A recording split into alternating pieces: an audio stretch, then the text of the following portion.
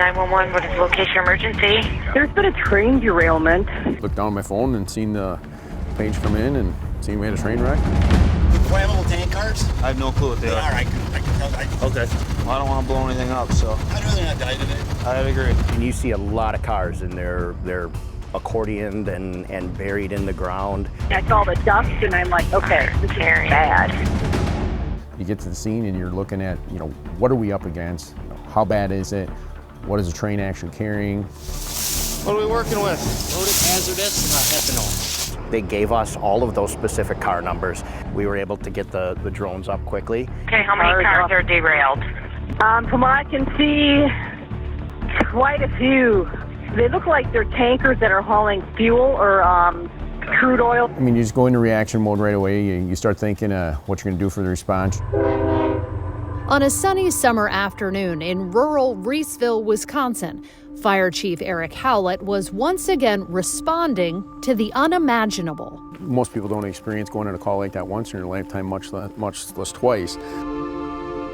But here he was for the second time in just over 2 years, dealing with a massive train derailment on the tracks that cut right through the heart of town. This one was a little bit more unique as the dispatcher was paging, possible hazardous materials they were transporting. Emergency crews were facing at least 20 toppled cars, some of them bashed in and mangled, buried in the ground along the tracks in the neighboring marsh. With initial reports claiming the train was carrying thousands of pounds of highly flammable ethanol, first responders had to scramble into action. How far of the area do we need to, evacuate potentially, mitigate what's there? How long is the spill going to be? What is actually spilling? With help from technology from the rail industry, they soon learned exactly what was inside every single car: crude oil. Still, they were ready. Years of training in derailment scenarios involving hazardous materials, Howlett says, had prepared first responders, giving them the tools to handle the kind of disaster that's incredibly rare but impactful. If there are departments who think, well, it'll never be us, this couldn't happen here, is that dangerous thinking? Yes, very dangerous. Yep. You want to be ready for anything that's thrown at you. But our national investigative team, with help from the Arnolt Center for Investigative Journalism at Indiana University, discovered fire departments nationwide may not be prepared for the possibility of becoming the next Reeseville, or even worse, the next East Palestine. In 2023, that Ohio village was the site of a toxic train derailment that triggered a massive fire, the evacuation of thousands of people, and hundreds of millions of dollars in environmental damage.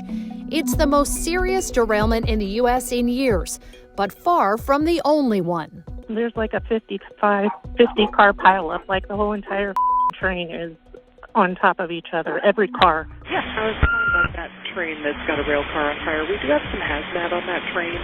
The train, it's right there. That's where the main oil spill is.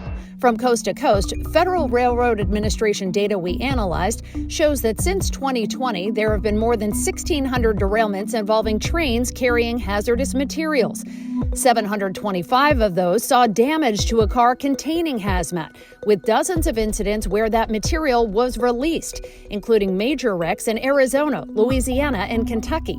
Still, we found many communities are untrained, not fully prepared to react to a derailment that involves dangerous content. Our team surveyed dozens of fire departments near rail lines nationwide, finding some don't do any training for potential derailments involving hazardous materials, even when they told us they have real concerns about the possibility. In departments that do train, there are big variations in frequency, with some going years between sessions. And many departments relying solely on online classes rather than hands-on training exercises, with volunteer departments often strapped to find time to prepare specifically for this kind of disaster, even when they'll likely be first on scene, waiting minutes or hours for specialized hazmat teams or railroad response crews. How serious of a problem is it if a department isn't doing this kind of training regularly? Well, I mean, it's a huge problem.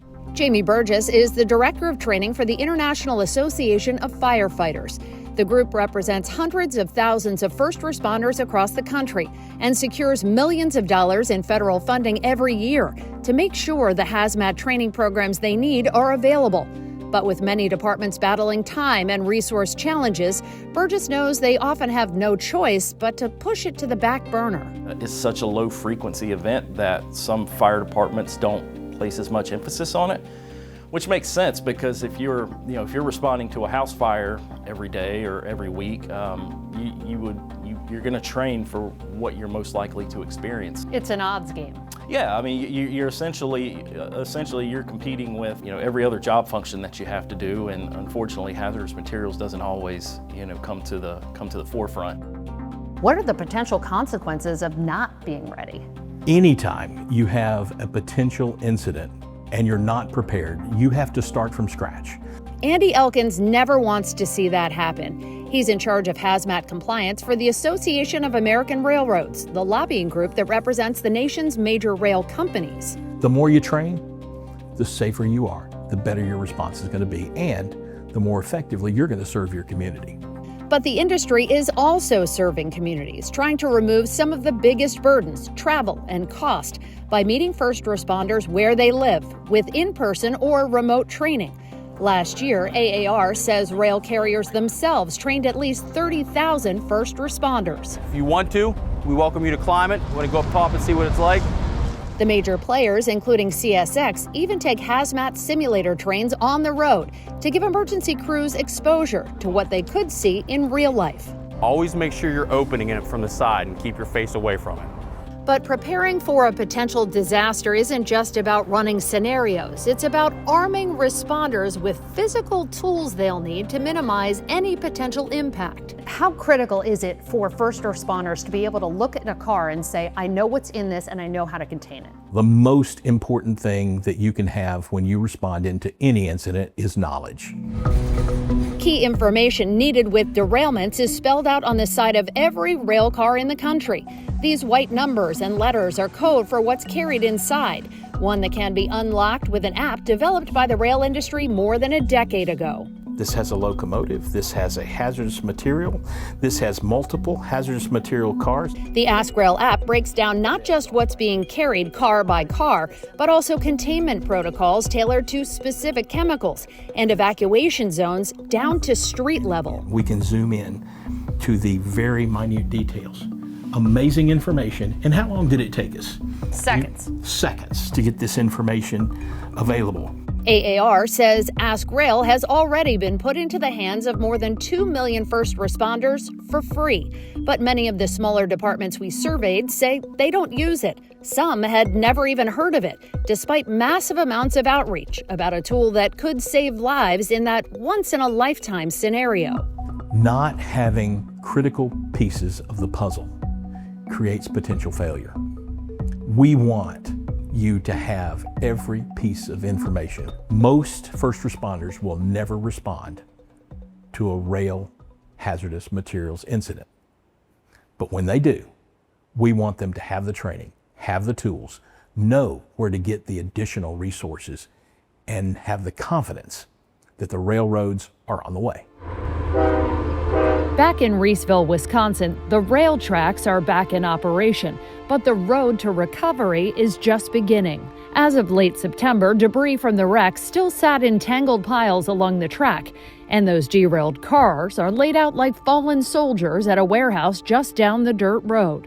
But as the cleanup continues, so does the preparation. Train, train, train, be ready, because when it happens, at that moment, seconds count. Because Chief Eric Howlett knows lightning could always strike for a third time.